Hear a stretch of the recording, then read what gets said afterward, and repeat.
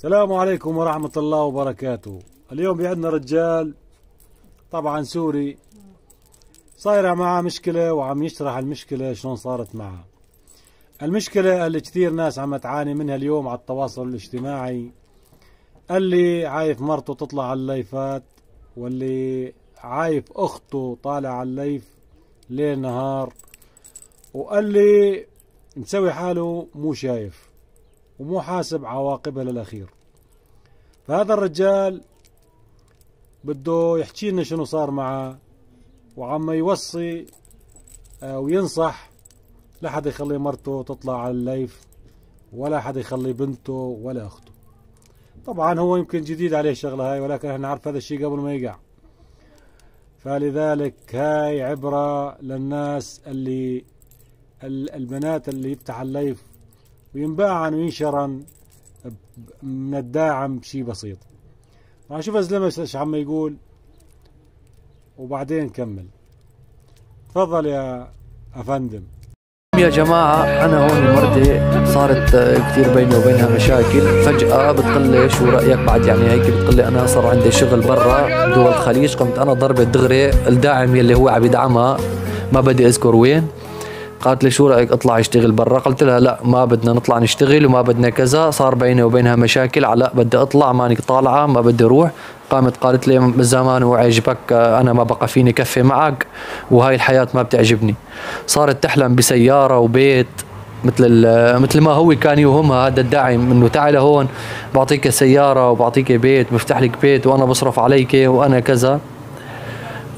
فالمهم يا جماعة هاي القصة اللي أنا صارت معاي، انتبهوا على نسوانكم، انتبهوا على خواتكم، انتبهوا على بناتكم.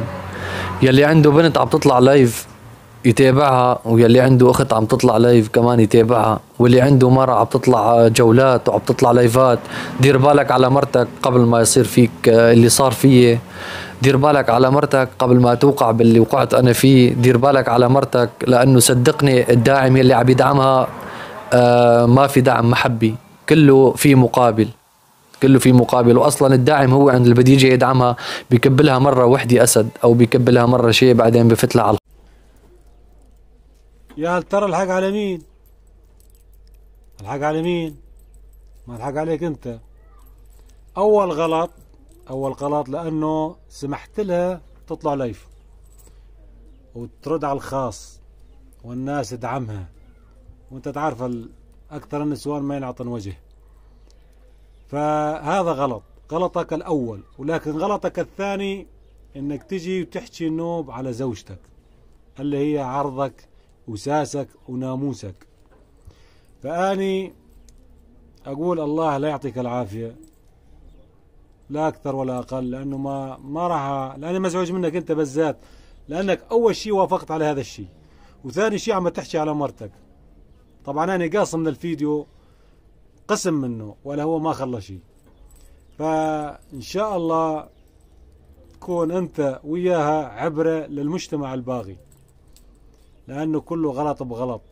وأكثر البنات يعني يغلطن من وراء الدعم، من وراء الداعمين، وما حد يدعمك على روح الأموات. شوف، وبعض بنات يعني كرمال الدعم تاخذ اللي بدك إياه، واللي عنده شك بكلامي يرد علي ويحكيني، وإذا كلامي مو مزبوط قوله مو مزبوط. البدها تزعل تنطح الحيط البنات، لكن الشباب الواعين خذهم عبرة من هالعبرة. السلام عليكم.